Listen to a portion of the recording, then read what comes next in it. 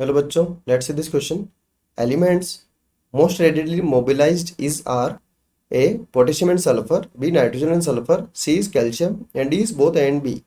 इस क्वेश्चन में हमसे ये पूछा गया है कि वो कौन सा एलिमेंट होता है जो कि मोस्ट रेडिली मोबिलाइज्ड हो जाता है. मोस्ट रेडिली मोबिलाइज्ड होने का मतलब ये होता है कि सपोज ये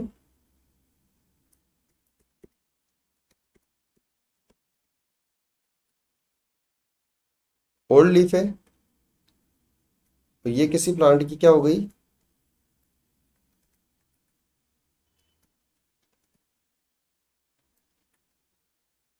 यंग लीफ है. ठीक है, तो क्या होगा, इसको सपोज यंग लीफ को किसी भी एलिमेंट की रिक्वायरमेंट है तो वो रेडीली क्या होगा, यहाँ से इसकी तरफ मूव कर जाएगा. तो इस टाइप के जो एलिमेंट होते हैं जो कि मूव कर सकते हैं एक प्लेस से दूसरे प्लेस पे, उनको मोबिलाइज्ड कैटेगरी में रखा गया है. तो ऑप्शन ए में रहेगा पोटेशियम एंड सल्फर. तो पोटेशियम एंड सल्फर दोनों मोबिलाइज्ड कैटेगरी में आते हैं. Nitrogen and sulphur in option B, तो ये दोनों भी करेक्ट है क्योंकि नाइट्रोजन भी जो है मोबिलाइज्ड एलिमेंट की कैटेगरी में आता है. ऑप्शन सी में दे रखा है calcium, so it is incorrect. Calcium क्या होता है कि स्ट्रक्चरल एलिमेंट होता है प्लांट का, ये मूवमेंट नहीं दिखाता है, ये इमोबिलाइज्ड एलिमेंट की कैटेगरी में आता है. ऑप्शन डी जो है उसमें दे रखा है ऑप्शन ए एंड बी.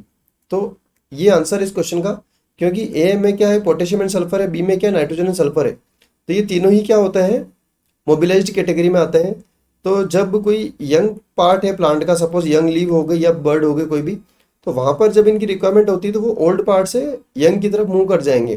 तो इनकी जो डिफिशियंसी होती है वो सिम्टम सबसे पहले आते हैं ओल्ड लीव के अंदर या फिर old part of the plant के अंदर, क्योंकि वहां से क्या होते हैं कि ये मूव कर जाते हैं यंग में. तो वहां पर और भी ज्यादा इनकी कमी हो जाती है. तो डिफिशियंसी सिम्टम्स प्लांट के अंदर सबसे पहले अगर पोटेशियम का होता है, सपोज सल्फर का होता है, नाइट्रोजन का होता है, तो वो ओल्ड पार्ट में सबसे पहले विजिबल हो जाता है.